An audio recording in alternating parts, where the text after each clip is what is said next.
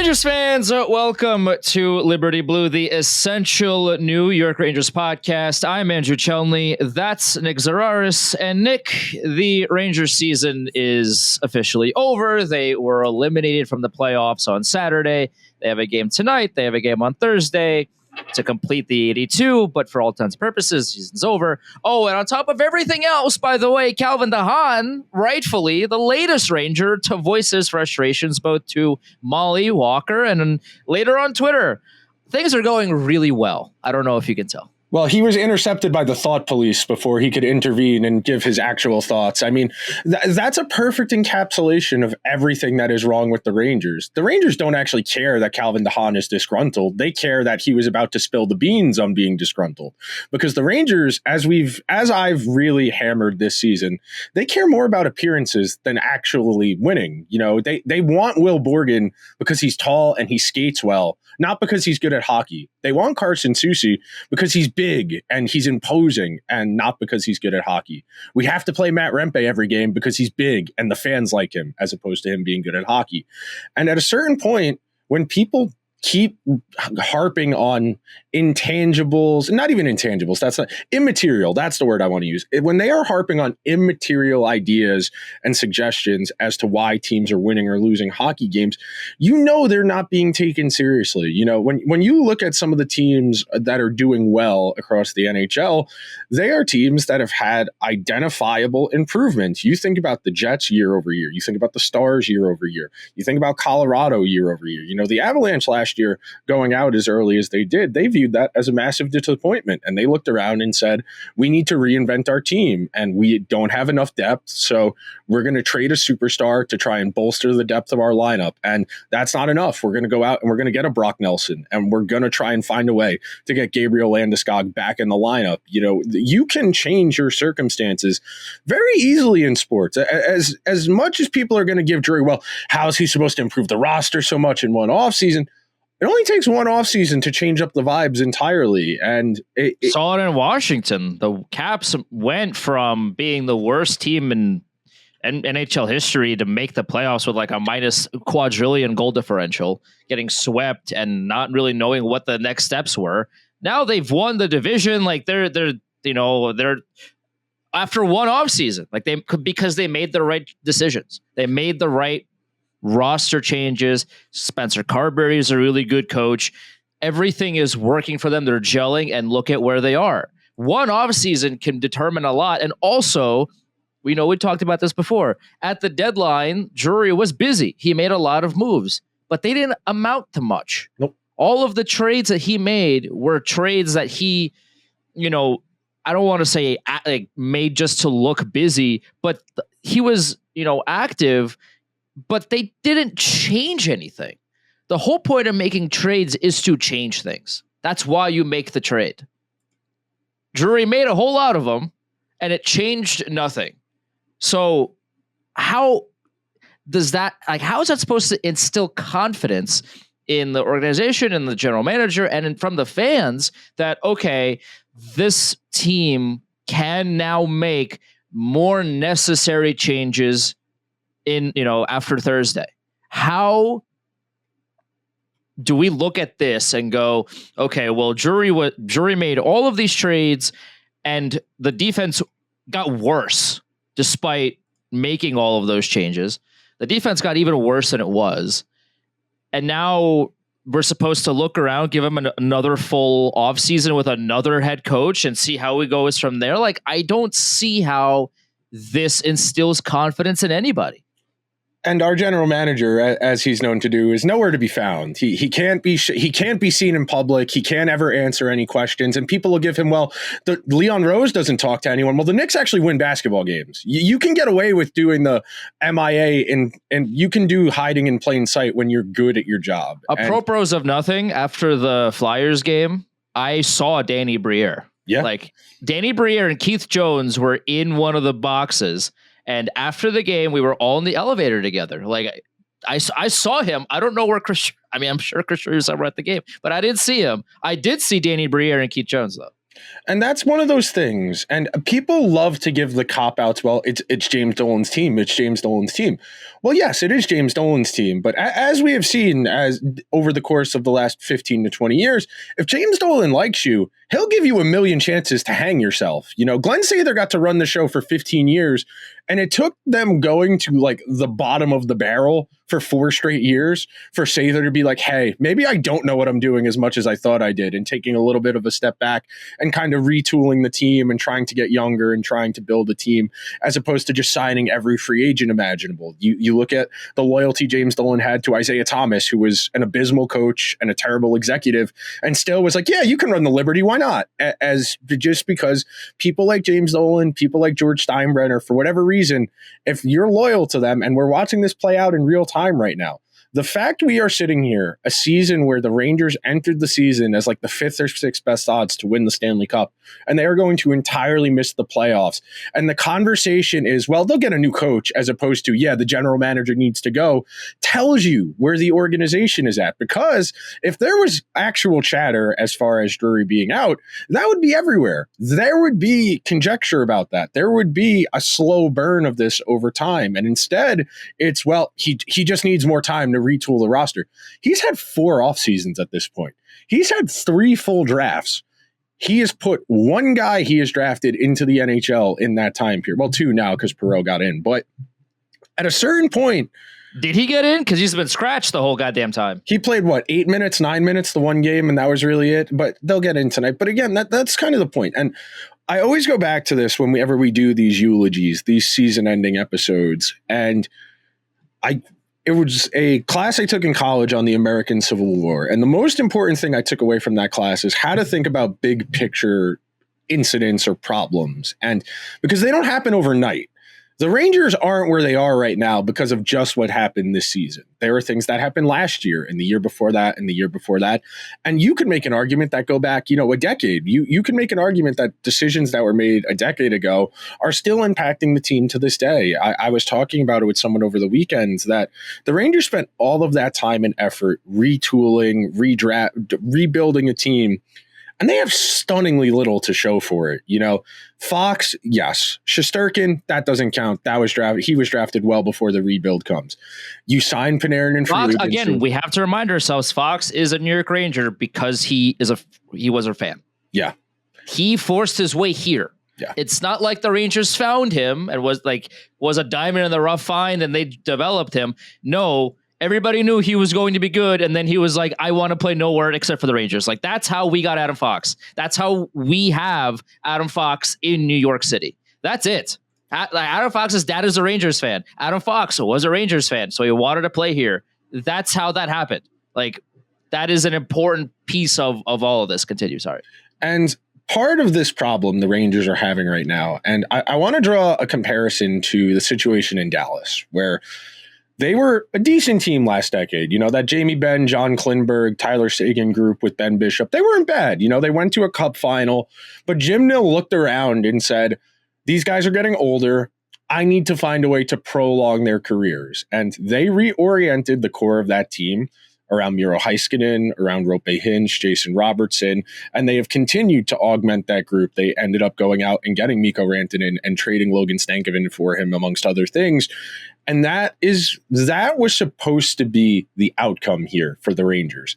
They were supposed to use Panarin, Trouba, those guys they signed who were in their mid to late 20s, guys like Ryan Strome, Zibanejad, Kreider, etc. Use those guys to bridge the team till, Kakko, Lafreniere, K'Andre Miller, Nils Lundqvist, Braden Schneider, until those guys were ready to make the team theirs. And then over time, you start to ease back the Zibanejad, Kreider, Panarin minutes to where you're at now, where I know Seguin and Ben have been hurt largely this season, but if you look at them last year, where it was largely them and Jamie Benn as the Matt Duchene as the third line last year, that was supposed to be how this was going to work. They went out and said, well, we're going to sign Panarin and we're going to trade for Trouba because we don't want these guys to be getting their teeth kicked in the first 2 or 3 years as pros.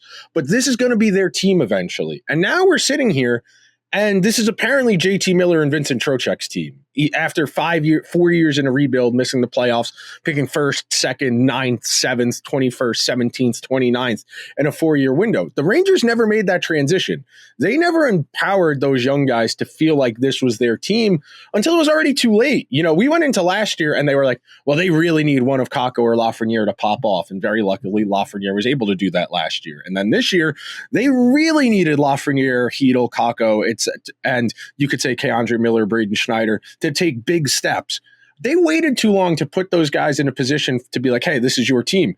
And now everybody's got discontent. I mean, Calvin de Haan's been here like a month and a half, and he's like, what the fuck are you guys doing? This isn't how do you run a professional hockey team. Because that's what it feels like. It feels like amateur hour right now where no one knows what they're doing. The coach sounds like a jackass every time he opens his mouth now. Like this is end stage Alain Vigneault levels of delusion, or he's just outright stupid. One of the two, neither of which is good.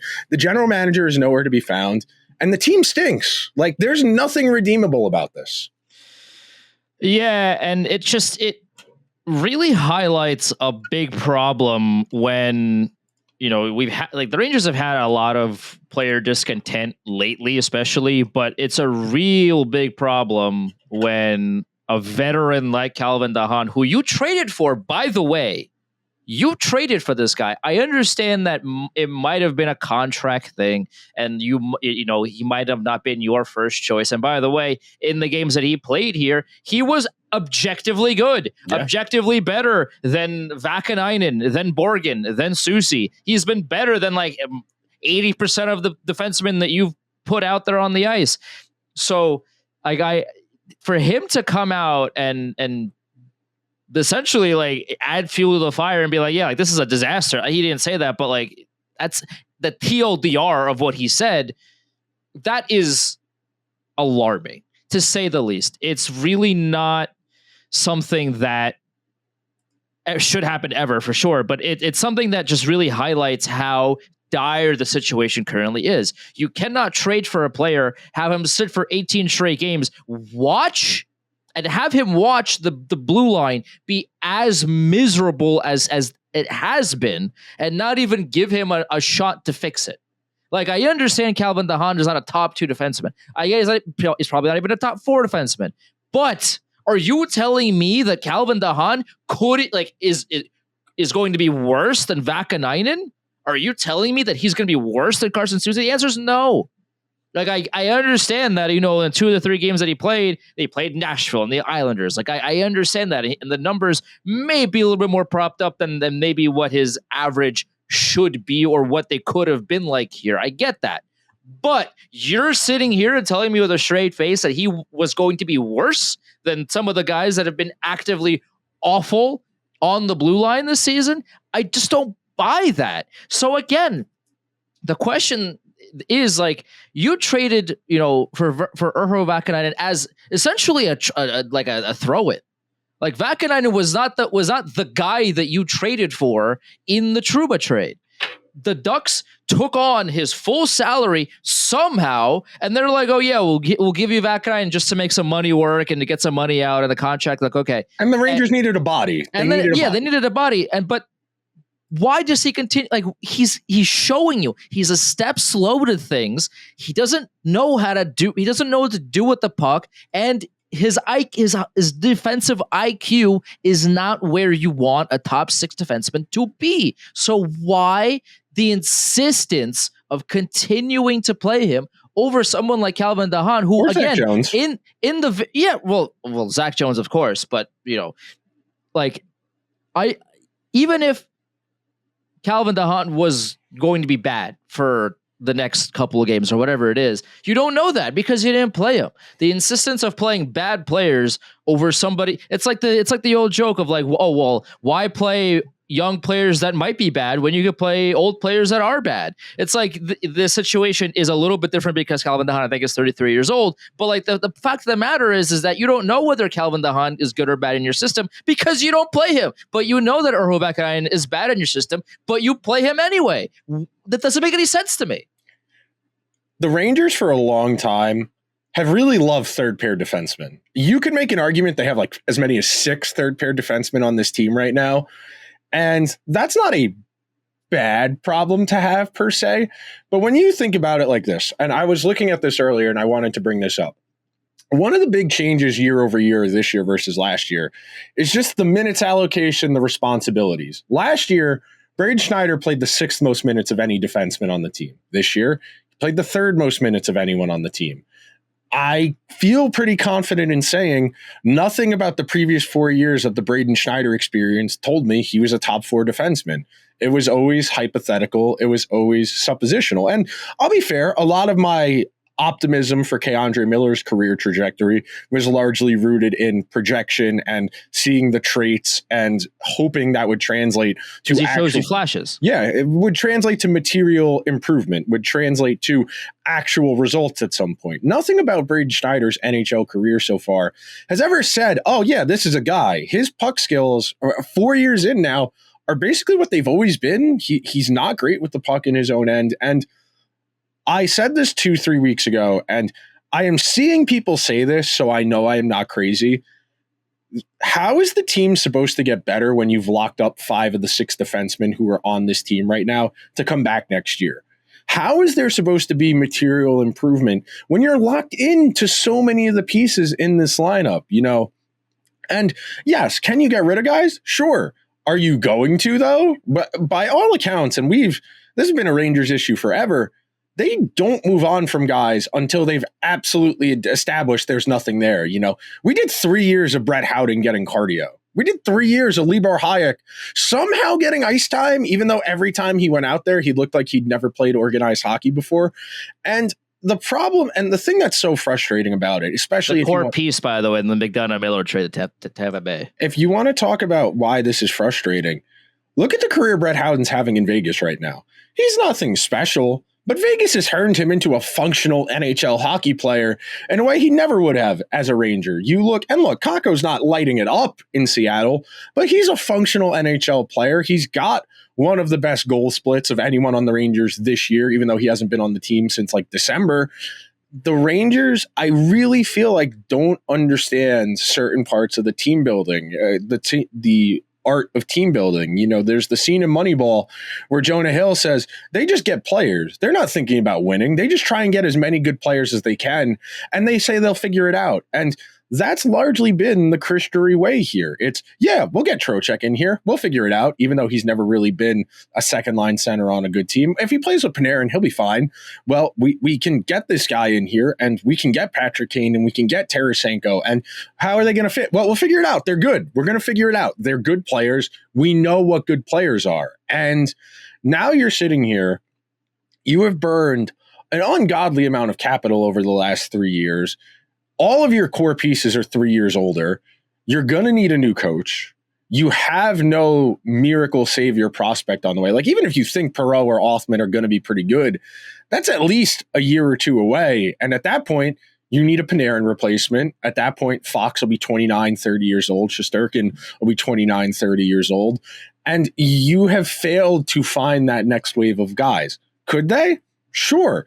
Where are you going to play them? Where in the lineup are you playing that next wave of guys? I mean, they already have too many guys to get in because they want to play crappier players over them. You know, why did they bother putting Parsonen in? Is he even going to be on the team next year? No. Like, he's going to get non-tendered and sign somewhere else where he can actually play consistently. Because if at any point in the last month and a half, if the Rangers really thought Parsonen was going to be a useful piece, he would have been playing at some point in the last month and a half. And instead, the coach spits at all of us, gives us the middle finger and says, you want to see Perreault and Othman? Get lost. You're watching Parsonen. Nothing about anything of the last month has made sense. And nobody gets to do Laviolette's the coach. If Chris Drury wants guys in the lineup, he can get guys in the lineup. That's how this works. I'm so tired of the excuses being made for the general manager as far as the lineup and the decisions. Every day that Chris Drury allows those lineup decisions to be made, he is at the very least giving his implicit support to those decisions. Because if he didn't, there would be an intervention. There would be hey, no, this guy needs to be in the lineup. But alas, here we are. I just continue to not understand the thought process. And again, like, I would love for Drury to explain this or Laviolette to explain this. I'm not going to be in the locker room, so I can't ask this in the next couple of games. what was the point of signing Gabriel Perreault and burning the first year? Well, he wanted to sign to burn the clock. That's why. The player wants to sign as soon as possible so they can get that first year off, so they can get to real money faster. I understand that, but from the Rangers' perspective, because he goes back to college in the fall if you don't. Right, but if you're gonna the season's lost. And also to further highlight this, his teammate Ryan Leonard got like top 6 minutes in Washington. And by the way, that team won the division. Like, I know the situations aren't 1-to-1. I understand, like, there's nuances and there's, I'm not, it's not a direct comparison, but Perreault's teammate is on a playoff team, a potential cup contender team, and they signed him and they're like, oh yeah, you could play with Strome or Ovechkin or whoever, and Tom Wilson or whoever. Yeah, we'll see. Let's see what you got. They gave him confidence, and yeah, I mean, he scored the funny empty netter because Ovechkin didn't want to go on the ice. Like, it was like, it's like, this is good. You build his confidence, and now I think he got hurt, and I forget if he got back or not. But like, in the little bit of ice time that he's had, you can see the talent. You can see the kind of, Ryan Leonard is gonna be an active participant in this team moving forward. And also, I saw that with Gabriel Perreault too in the 6 seconds of ice time that he got so far. Like, you could see his speed is there. He's got a knack for finding open players. Like, he's definitely as far as I can tell so far, and again, the very limited sample size that we have, could and should probably be a solid NHL player. The problem is that the sample size is so small because he doesn't play. Why play Parson over him? Like, why play Rempe, Carrick? Like, these guys that they're not long-term prospects for this team. Like, Sam Carrick won't be here in 5 years.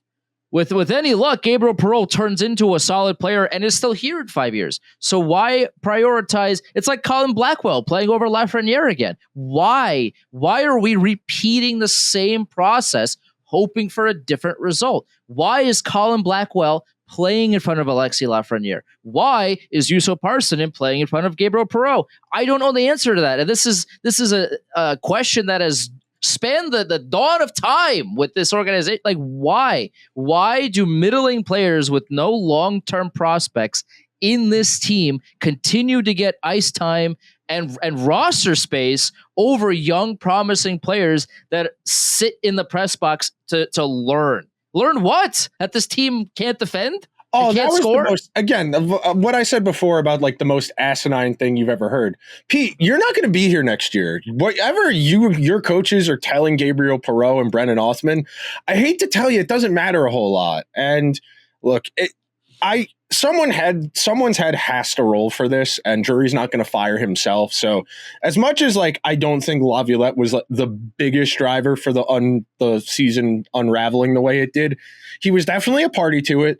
And it is entirely untenable to try and sell the fan base that you're bringing him back. I don't think there is a world where you can get away with doing that. And again, like, if there's like a hidden reason behind all of this, like if there's like this underlying current that has driven a lot of these problems, well, either be more transparent about it or don't pretend that these things aren't happening. Yes. Those are your two avenues. There can't be this third, like, everything is fine, don't worry about it kind of attitude. There can't be. Either you come out and be honest with the fans, the media, everybody involved. Hey, X, Y, and Z happened, which led to A, B, and C, and that derailed the season and this and that. Like, you really open up, which is not going to happen.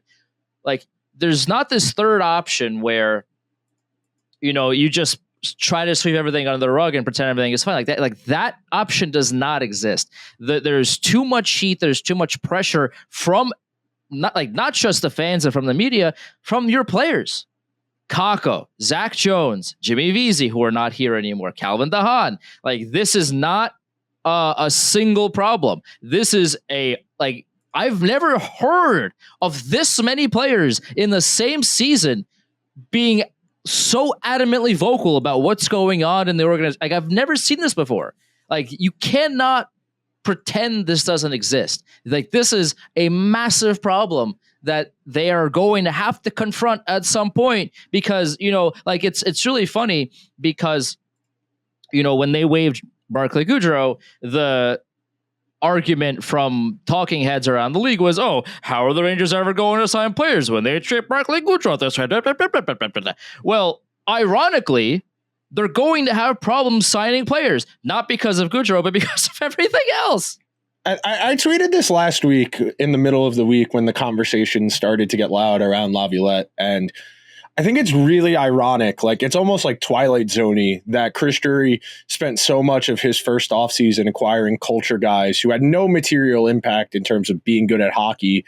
And he realized after 3 years, hey, these guys all kind of suck. I need to make the team better.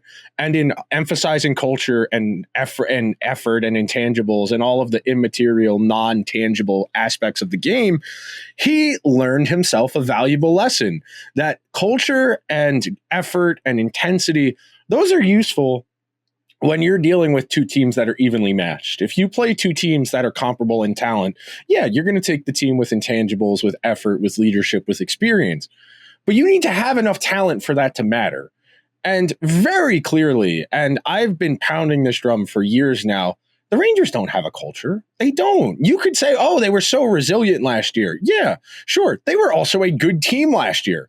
I think a lot of people are guilty of it. And we talk about this a lot when it comes to who a team names as a captain. Like, do you need it to be the best player on the team? No, not necessarily. I think if you're one of the best players on the team and you can kind of command the room, that's a little bit different. And I think, frankly, that's more important. But at a baseline level, you do need to eventually be able to go out there and make the play. You do need to be able to go out there and play some hockey. And you sit here and you think about this now. Chris Drury came in as the beneficiary of a bloody coup. You know, he had rejected, I think it was the Panthers and the Sabres, the Panthers and the Penguins jobs as general manager. When he was the AGM here, he had interviewed with two other teams and said, no, I'm going to wait. And very clearly, he had an inside line on being able to get to the big seat. And whatever you think, all of these issues start there. And I know Jeff Gorton giggles to himself every day now that the Montreal's in the playoffs and the Rangers are in a tire fire and out of it. Oh yeah, he's having a great time. And Montreal has like just so much more upward trajectory to go. Like, these are the early stages of that. And yeah, could I understand the Rangers getting a little impatient and like, hey, we need some results.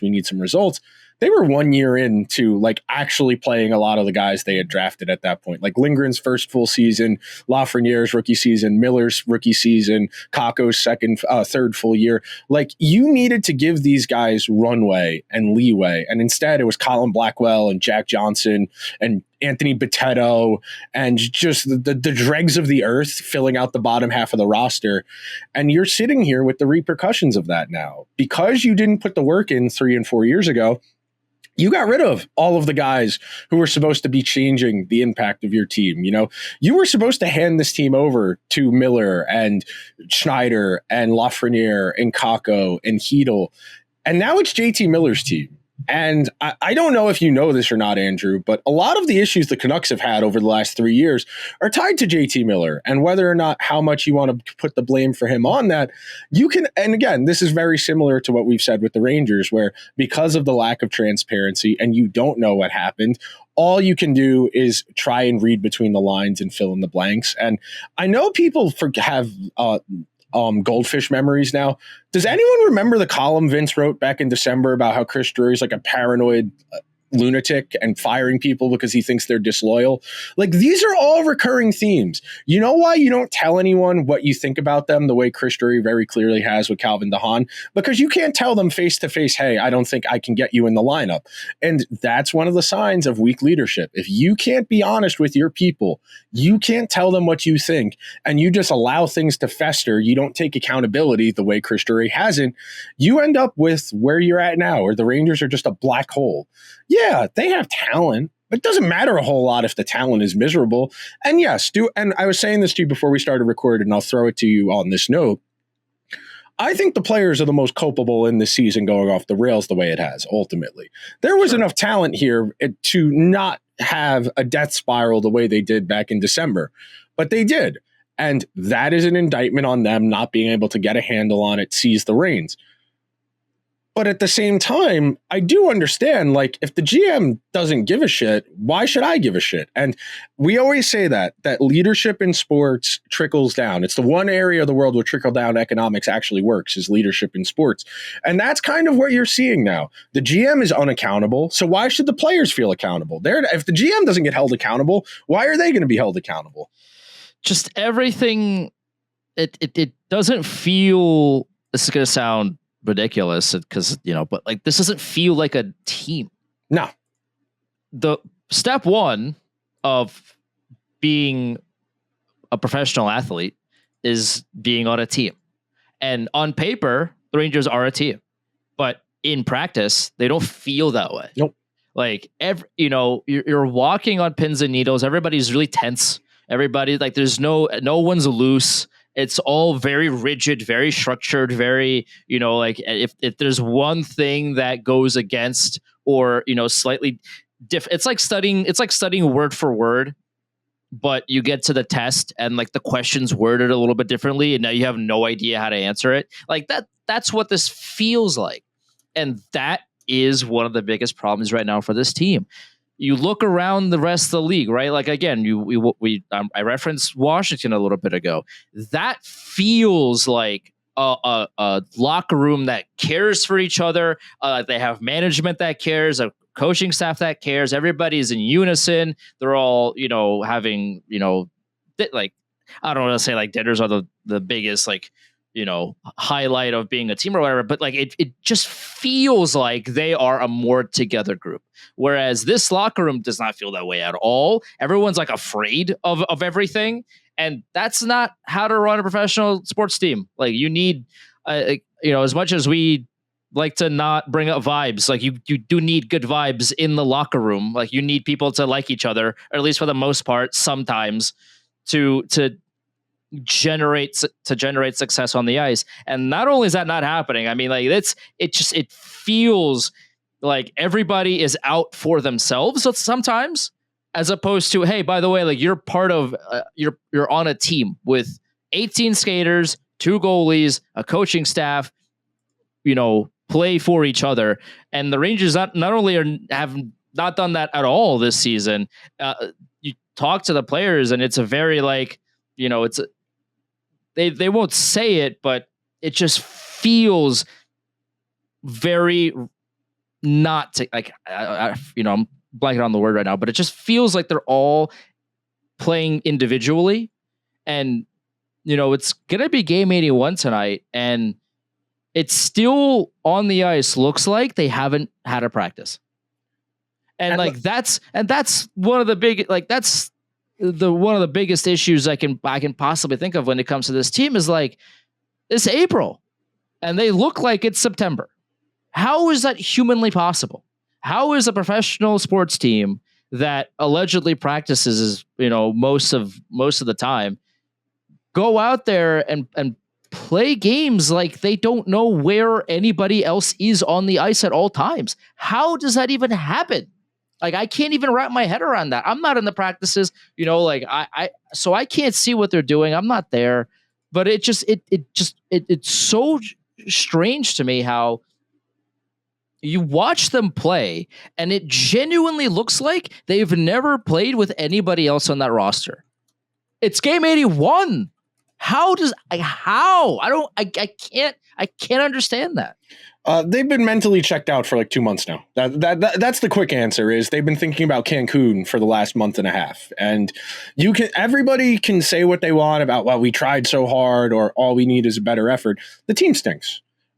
We've been saying for a month now, stop talking about effort. It's April. If you can't get up for these games that are playoff games, you're just bad. And I think that's really my big takeaway from this season. It's always been, whenever we do these autopsies, for the most part, the general consensus is, they got outplayed. The other team was better. That's fine. And we don't ever build on that. We don't ever expand on that. Like, did I think the Panthers were a better team, more talented last year? Yeah, they were. Was Tampa Bay better 2 years ago? Were the Devils, Tampa Bay 3 years ago, Devils 2 years ago? Yeah, those teams were better. They were more talented. They were better, period. That's the end of the conversation. Then how come we didn't try and get better? If we're saying, hey, we needed a better effort, and we weren't good enough, how come our biggest material changes to the roster were the sixth defenseman and a top 9 winger? If we know we need to close the gap, why are we relying on effort? Why are we relying on Trocheck sustaining career bests at 32 years old, playing alongside Panarin and Lafreniere? And at a certain point, it just becomes infuriating, because if you're going to sit here and tell me, well, the general manager thinks they're good enough, they just haven't worked hard enough, they haven't gotten lucky, well, then you're not doing enough as a general manager. You know, if you're saying, well, we didn't work hard enough, go ahead. No, I was like, if we were talking about effort in April, then it's up to the general manager's job is to get rid of players that don't have effort in April. Like, it's kind of as simple as that. Like, exactly. You're the GM. If you don't like the effort, tell the coach, nah, scratch him, sit him. At no point this year did they symbolically scratch Zibanejad, Kreider, Trocheck. They did Kreider once. Yeah, they did Kreider once, but it was this whole big deal, by the way, that fixed nothing. No. Kreider, by the way, Nick, I don't know if you know this, he had 5 assists, 5 all year. And I understand that, like, his game was never big, like is never a pass heavy player. 5 assists. I think he had 1 primary assist. I think he has 1, if I remember correctly. Like, if you're Chris Kreider, dude, it's like, what do you mean you have 1 primary assist in the entire season? Like, this was like October. Like, okay, well, what he's gonna, like, it's the middle of April. You have 5 total assists. Like, not on purpose. You know how difficult it is to be a top 6/top 9 winger in the NHL and have 5 total assists in the and play 80 games. Like, it's very difficult. Even like you get assists by accident. Like, that's really, and I love Chris Kreider. I think he's done a lot of great things for this organization. The Rangers not trading Chris Kreider when he had a little bit of value left I can't explain that. And yeah, you don't trade him, and he continues to not do much of anything. Well, he's still here, so yay! It's just there's a lot of questionable decisions that have continued to be made by the coaching staff, the managerial staff, and I just don't see how things shift in a meaningful way without meaningful change to facilitate those moves. I can't see it, especially now with the sample size that we have from Laviolette, from Drury, from everybody involved.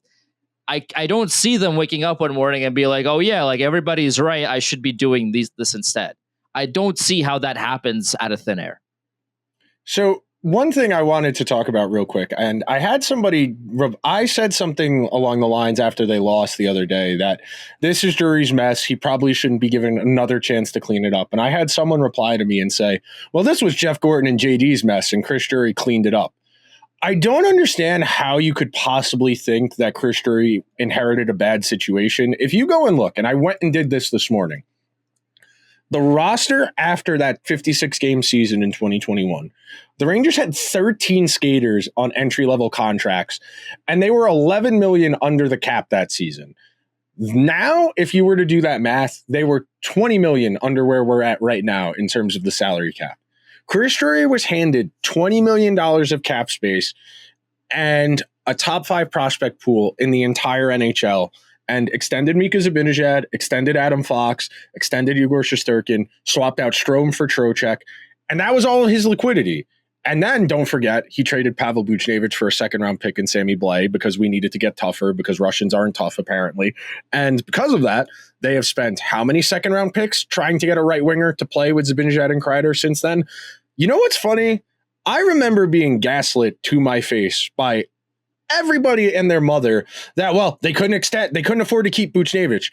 They paid more for Barclay Goodrow, Ryan Reeves, and Patrick Nemeth than the Blues have paid Pavel Buchnevich. Buchnevich is getting $5.8 million. If you add up those three guys and Sammy Blais, the total cap hit was over $9 million. People want to believe what they want to believe. And at this point, the general manager has shown you he does not know what makes a good NHL defenseman. He doesn't. They got lucky on Eric Gustafsson last year. That worked out for them. They have had Zac Jones in the organization for 4 years now. Zac Jones was on that team. He got games in 2021. It is 2025, and they still don't know if Zac Jones is good at hockey or not because they refuse to play him. At any point in the last 4 years, instead of Harper, instead of Mikkola, instead of Patrick Nemeth, they could have went with Zac Jones. They could have went with Nils Lundqvist instead of Braden Schneider. But no, they made a decision after 20 games of Nils Lundqvist. Nope, Schneider's better. We want Schneider. And that was it because they had the predetermined outcome they wanted. They just made it. They didn't do the work. They didn't evaluate these guys. They didn't get actionable information. They went on hunches and suppositions. And that's why we are where we are right now. There's talent here. There is a path out of this abyss, organizing the team around Fox, Shesterkin, Cooley, and the young parts of this team. The problem is, all of those young pieces are extremely unproven. The team's proven pieces are old and expensive and going to be difficult to move. There is a path to making this team better. It's probably 2 or 3 years from now, and it's with Will Cooley as the team's most documented player to this point, then I'd give honestly, I'd give Will Cooley the captaincy. Genuinely, like after the Flyers game, like I spent a couple of minutes with Will Cooley in the locker room, and he was he was fighting back tears. He was talking to Colin because it was me, it was Colin Stevenson, it was somebody I forget who it was. It might have been Peter Baugh, but it was the three of us with Will, and Colin asked him a question, and Will was like actively fighting back tears, like talking about how much it means to him to be a Ranger and like how much like he's trying he's trying everything he possibly can. Like he was talking like a captain. And for all this, I'm not giving Trocheck the captaincy. If you put if you make me give out the C to somebody that's currently on this team, easily it's Will Cooley. I don't think there's a captain on this team, and I think that's part of the issue. I mean, I know that I will read at some point in the next 2 weeks, how do you fix the Rangers? And someone will say, well, you just throw a max at Gavrikov the first day of free agency to play him with Adam Fox. Yeah, and that'll fix everything. And is Gavrikov good at defense? Yes, of course. But he's 29 years old and doesn't contribute offensively in the slightest bit.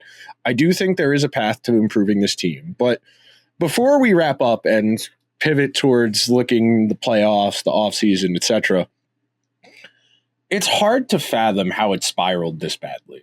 I think the fourth team ever to win the President's Trophy and then miss the playoffs the following season. You had the Senators, Blue Jackets, Red Wings, Canadians give you a million chances to get back in this race. The fact you were even in this race after having a 5-15 stretch is a stinging indictment of the Eastern Conference at large. All you needed to do was win like 3 more games at any point over the course of the entire season. Maybe win 3 games in a row at some point. And instead, all we heard was, well, we just need to try harder. Our effort is going to get there. And we heard that for 4 months. It's like being in the relationship with somebody who keeps saying, no, I'll get it together. And before you know it, you're 35 and you're married and you have a kid and they still haven't gotten their shit together. That's what this team is this year. They're the person who keeps saying, no, we're going to get it together. I promise. And then they don't do anything to change it. No one got healthy scratched except for Kaapo Kakko and Zac Jones. Nobody got exiled except for players who were actively bad. And you know what's crazy? They exiled two actively bad players in Barclay Goodrow and Jacob Trouba, like unarguably the 2 worst players. And then Ryan Lindgren after that. And Ryan Lindgren. Who, by the way, haven't changed all that much. Really bad in Colorado too. Yeah. Ryan Lindgren's been so bad at Colorado, but because he's sheltered, a lot of fans are really high on Ryan Lindgren for some reason, but like his metrics in Colorado and one of the best teams in the league are just as bad. Like that's not good. As a tangent. I mean, Lindgren's 9-11 goals for and against, 16-12 expected goals for and against. Pretty mediocre to bad, but playing in a smaller role, so it's not as egregious. Right.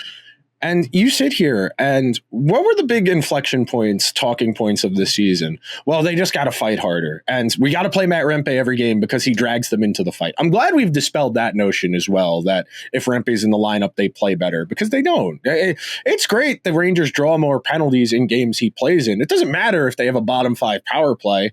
I think so much of these issues largely stem from what I was saying before, the idea of the predetermined outcomes. Like, they think JT Miller is good at defense because he occasionally hits people. And that's why he's killing penalties, even though he's never really killed penalties before in his career. They like his attitude and who he is as a person more than they like his hockey, because if they knew anything about his hockey, they wouldn't be playing him as a penalty killer. Because at a certain point, the diminishing returns happen. It's the same thing with Trocheck, who has, thank God this season is over, because we can finally stop having people reply, well, he was good in the playoffs last year. That's great. That was last year. It's great. He was good one time in the playoffs, once in the 7 years of that contract that he's going to sign. That's going to go. The minute people stop talking about what players have done in the past versus what they could do for you now, it is when we reach hockey utopia. Yes. I'm so sick and tired of, like the whole discourse a couple years ago when they were trading for Patrick Kane. Like, oh yeah, he was a good player. Yes, when Obama was president. But that you're not going to get a time machine. No. The whole point is, if you're making a trade, is for what the player can do for you right now and in the future. I don't care about what they did 5 years ago, 10 years ago, even last year. If they are actively really bad now, why should I care about what they did before when I can see them playing right now and they are bad? Why? That doesn't matter to me. It shouldn't matter to you. It shouldn't matter to anybody. If you are genuinely that good of a player, then not only should you continue to have good outputs year in and year out, but you shouldn't, why are you trading for a guy with one hip and you're talking about how good they were in yesteryear? That's not going to help you now. So what's the point? And that speaks to, again, the hubris that the organization has, that they're always right. I mean, this is a team that traded a point per game player for somebody who is out of the NHL. Sammy Blais is not in the NHL anymore 4 years after that trade, and they knew better. The Rangers knew better. The guy who played 11 minutes a game on the fourth line on a team that had won the Stanley Cup 3 years before as the 11th forward, that was more important than a forward who could meaningfully produce points because he wasn't North American, because he didn't hit people through the wall. All of that stuff is great, but again, if you're not good, it doesn't matter if you hit people. It doesn't matter if you fight, if you're not actually good. Can that help you? Sure. A fight can liven things up. A fight would have been nice at some point in the last month, if we're going to be honest, but nobody has shown any meaningful determination. No one has shown a willingness to get out of the fire. And that's the thing that was really eye-opening this year. Because a lot of guys on this team, and look, there's certain guys, Cooley, Shesterkin to some extent, Fox to some extent, I'm willing to give a semblance of a pass to for the circumstances around them being so egregiously bad that they underperformed. But you look at the rest of this team, how am I supposed to take Zibanejad, Trocheck, Kreider seriously going forward? You can't. And that's the problem, because you have seen the emperor with no clothes now. You know that this is all extremely fragile and tenuous, and the first time they lose 3 games in a row next year, we're all going to be looking around shell-shocked. Oh, they're about to lose 5 of the next 8 because nobody here has the conviction or the gumption to grab this by the reins and try and get a handle on it. And that's how you end up with the stupid decisions, where it'll be Sam Bennett, it'll be Brad Marchand, it'll be Gavrikov. It'll be something that on the surface makes sense, but when you actually, hold up a magnifying glass to it and think about it, well, this is stupid. This isn't going to make Trocheck back check better. This isn't going to make Kreider pass the puck to somebody open. This isn't going to fix Zibanejad. And it's the same problems we're going to keep having over and over again. These guys, and we said this last year, after they lost to Florida, hell, we said it 2 years ago after they lost to the Devils. You bring in whatever coach you want in here. You're not getting 33-year-old Artemi Panarin or Trocheck or Kreider or Zibanejad to change who they are as hockey players. That's not how sports work. You are always just going to change the coach and hope the structural changes get better results, because you're not getting guys who are 10, 15 years into an NHL career to change how they play hockey. You're not. Go back and watch the episode we recorded the first day of free agency 2 years ago where I was in my friend's backyard. Go watch it and listen to me and Andrew say, yeah, it's great. Laviolette's not Gallant. He's not going to get Trocheck or Zibanejad or Kreider or Panarin to meaningfully play differently. Yeah, they had a great year last year. That's great. They didn't win anything, unfortunately. No, they won a bunch of games during the season, and they lost to a better Panthers team. But you mentioned this a few minutes ago. If you lost to a team that you have deemed to be better than yours, why then did you not make tangible changes to address that? Yeah, Riley Smith was fine. He was, he was an okay addition, sure, and no one's arguing that. But the underlying issues this year were still happening last year. We've talked about this multiple times. The defensive issues were still there. It was, the 5-on-5 issues were still there. They were masked by incredible goaltending and incredible special teams play. And now that the Shesterkin isn't stealing every game for you, and the power play is as ice cold as you could possibly get it. Now all of the other issues that were already here are exacerbated to an exponential degree. You did not fix the problems that caused you to lose the series against Florida. And now, therefore, it has snowballed into, the things that used to hold the Avalanche together now don't exist. And the snow is coming down, falling down, getting worse. And there's nothing you can do to stop it now because it's too late. Nope. You didn't fix the problem. You knew that this could happen at any moment. You could have prevented this, but you chose not to. And now here we are. One thing, I was telling you this before we started recording, I did want to mention this on the show. So I saw a couple of people on Reddit talking about this in terms of the Canucks, that the year over year, the goal differentials, the goal splits are egregiously different, where last year the Canucks rode a PDO heater and all their players had great years. Besser had 40 goals, first time in his career he ever hit 30, let alone 40. And I wanted to apply that to the Rangers. And in terms of all situations, so even strength and special teams, year over year, Zibanejad minus, 74? Yeah, Zibanejad was on the ice for 74 fewer goals this year than last year. Kreider on the ice for 65 fewer goals this year than last year. Trocheck, 60 fewer. Panarin, 54 fewer. Adam Fox, 48 fewer.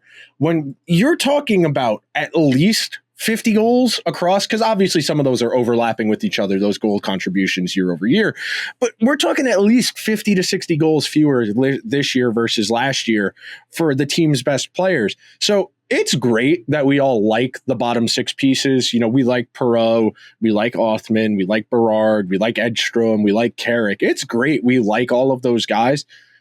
The team's best players were not good enough this year. And what are you going to be able to do to coax better results out of guys in their early 30s to make this not a disaster again? Because, objectively, if you just want to think about it statistically, they won't be as bad next year because they can't be. These are all career lows. Like you said, Kreider has 5 assists all year. That's the lowest he's had in a season since he was only playing 35 games a year. But at the same time, how is it going to get better other than just hoping for positive regression? That's the big question. I just don't see how there's tangible change in the roster, in the locker room, in the culture, if there isn't tangible change elsewhere first. Yep. And we'll know after the game against the Lightning, which I will be there for as a fan. But you're a sick individual. My dad texted me today. He's like, do you want to go? I'm like, I mean, if you're offering, then yeah, sure, I'll go. So after work, I will be sprinting to MSG. I'll be a few minutes late, but I'll be there. Well, yeah, I mean, I was not planning on buying the tickets. My dad was like, ticket? And I said, okay, that's how that went. I'm there for the, I would just like to be in the building for that. But yeah, I mean, I just don't see how there's going to be real changes that aren't superficial without tangible changes being made across the board. I just can't see how one can happen without the other. Friend of the show, Mark Messier, gave the worst slideshow presentation of all time on Saturday afternoon. Not a single thing about playing better hockey did he mention. Just 5 immaterial, non-tangible. Well, we got to identify leaders. We got to empower the young players. Right. How do we get better at hockey? I was at the Yankees game. I couldn't be bothered. I'm sorry. Oh, I only saw the clip on Twitter. I wasn't watching the fight. I'm not stupid. I wasn't wasting my Saturday afternoon watching the Rangers. Come on now. I have self-respect. I was watching golf. Yeah, no. I learned some things about the Masters at work. I was I had some people teach me about it, that the circles are good and the squares are bad. See, yes. I'm learning. I'm learning things about other sports as opposed to listening to what Mark Messier has to say. Again, when we start talking about making the team better as opposed to the vibes and the feelings, then we can talk. Okay, if we want to materially improve the team and then say, hey, we need leadership, hey, we need to be grittier, okay, we can have that conversation then. But right now, this team stinks. Objectively, they stink. They're going to be in the lottery. They are going to be one of the 13 teams in the lottery if they don't give the pick to Pittsburgh, which I think they should. They should. They probably will. But again, where are the solutions? Because this general manager has shown very limited problem-solving ability. And I think that'll do it for this week's show. If Laviolette gets fired between now and next Monday, we'll do a show. If not, we'll see you guys then. Until then, all right, that's over at least. Later.